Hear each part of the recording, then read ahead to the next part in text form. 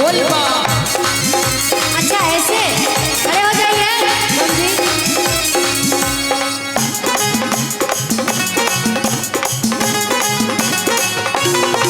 दही खाए खोबा मेवा नहीं मिसरी मलाई।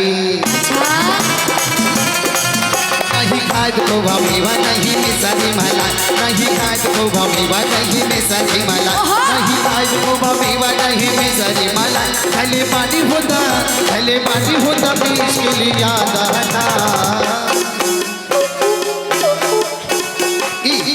इश्क मम्मी बोली ना, इश्क मम्मी बस पावर भाग किया जाना।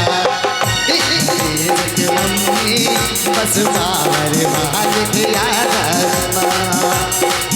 और भांगिया बटेर पिसत हो लगे। और भांगिया बटेर पिसत हो लगे। और भांगिया बटेर पिसत हो लगे। और भांगिया बटेर पिसत हो लगे। दुख होला मारी दुख सहाई ना। के फादर भूलना जी के फादर हमसी भांग पिसाई ना। के पापा हमसी भांग पिसाई ना। अरे उठा के झूम के पीछे वाले बाजी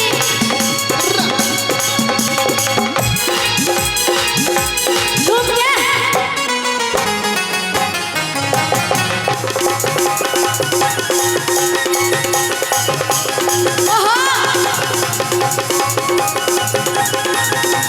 ताली बजा के।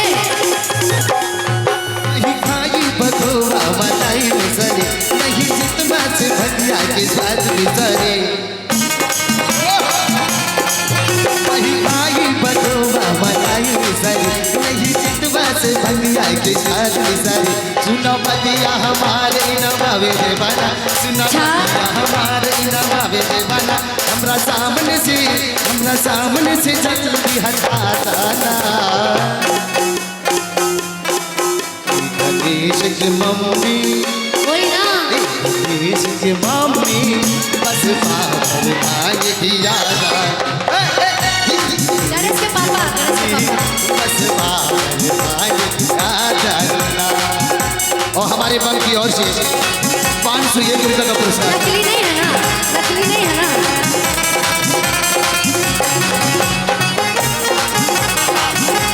हमारे हीरो चितवन आजमगढ़ जिला से आए जो 501 रुपये का पुरस्कार। ओए होए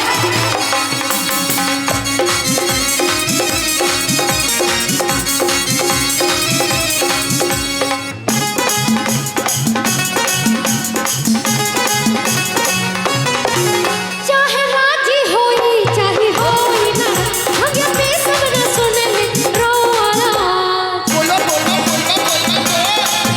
चाहे राजी होई चाहे होई ना। भाग्य पे सब न सुने में रोवाला। जन करे अख लाल कर हमरा बुखाया। जन करे अख लाल कर हमरा बुखाया। भाग छोड़े अपना समय नसाई ना। इसके फादर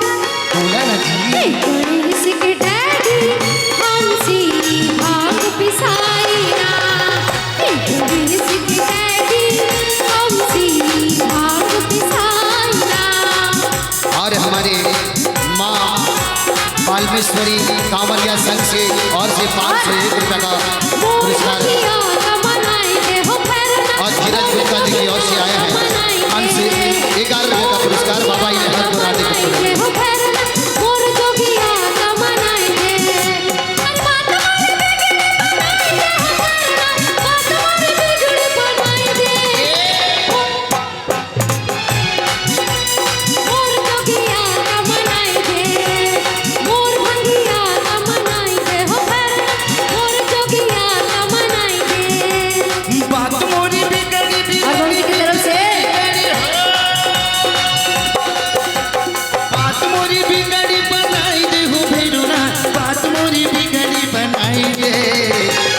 भगिया कमनाई रे हो मेरो लाल मोर जोगिया कमनाई रे मोर भंगिया कमनाई दे हो भैरना मोर जोगिया कमनाई दे मोर भगिया कमनाई रे हो मेरो लाल मोर जोगिया कमनाई रे